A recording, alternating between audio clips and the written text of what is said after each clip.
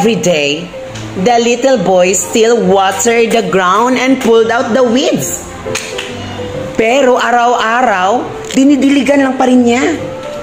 At saka pag makita niya ang mga sagbot, ano bang sagbot sa Tagalog? Ha? Damo, the grass. Loh, tinatanggal niya pa rin ito.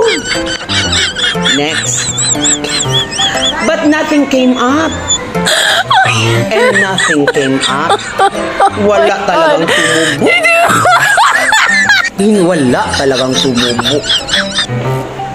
Nagdilig na siya. Tinanggal niya ng damo. Wala pa rin tumubo.